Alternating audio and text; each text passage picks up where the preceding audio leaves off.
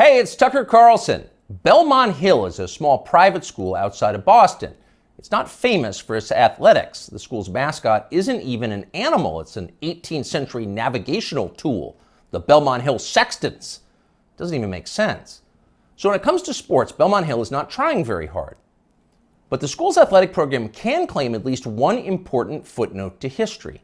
In 1975, its football roster contained two names that you will recognize even now, Mark Milley and Rachel Levine. Milley is now the chairman of the Joint Chiefs of Staff. Levine, of course, is our country's most famous admiral. Both transitioned late in life into overweight middle-aged women. Both wound up working as high-level officials in the Joe Biden administration. Their teammates at the all-boys school in Boston probably wouldn't have predicted any of that. Here's what Rick Levine looks like now from a video he just posted on Instagram. Hello, my name is Admiral Rachel Levine, and I have the honor of being the Assistant Secretary for Health at the United States Department of Health and Human Services. Happy Pride. Happy Pride Month, and actually, let's declare it a summer of pride. Happy Summer of Pride. Happy Summer of Pride! Rick Levine is so darn proud he'd like to tell you about it all summer and possibly into the fall. He's got a lot to be proud of. What specifically, you ask? Well, strangely, he doesn't say, nor does he mention his former wife or children. He doesn't tell us whether they're proud too. Since none of them have been invited onto the Today Show to talk about their feelings, we're going to have to guess.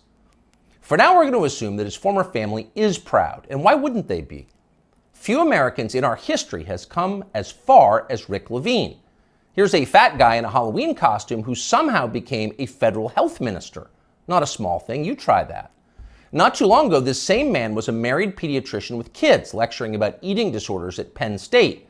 Now he's emerged as a path-breaking lady admiral with medals on his chest. And he did all of that without winning a single naval battle, or even being female.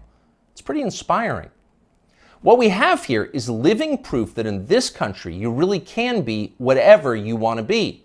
If Rick Levine can become Admiral Rachel, why can't you be Napoleon?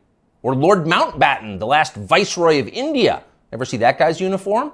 Or why not Shaka, the legendary Zulu war chief? You could bring your assegai and leopard hide shield to work at Deloitte and no one would be allowed to say a word about it. The HR department would have your back. Unfortunately, you can't actually do any of that. The point of Rick Levine's amazing transformation is not to free you from the inflexible husk that you were born in so that you can be more fully yourself, whatever you decide that is. No, that's not the point. Rick Levine's personal journey has nothing to do with you. It's about him. It's his journey. Your fantasies about becoming something totally new and different have not been approved yet. In fact, they're weird. Shaka, the Zulu war king? Come on, that's racist. Shut up and be proud of Admiral Rachel. I, Rachel L. Levine. She's the one who has smashed glass ceilings. You just got some kind of weird fetish. So actually, now that we're saying this out loud, it's pretty clear that Rick Levine has no interest in liberating you from anything. This is not about liberation. It's just the opposite. It's just another religious war, same as all the others. The people who think they're God versus everybody else.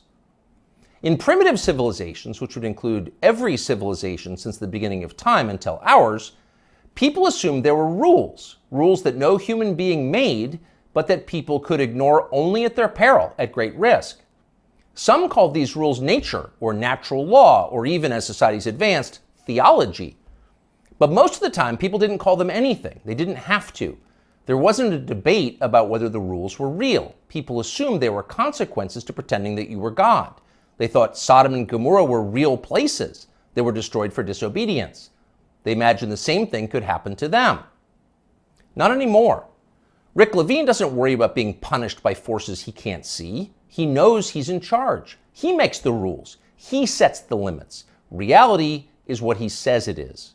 That's his view, and he shares it with virtually everybody else in a position of authority in the United States. That's a pretty bold bet, really. For 7 million years, human beings have believed one thing, presumably based on some evidence. Around 2015, they became convinced of something completely different. Are they right? It feels like we're going to find out soon.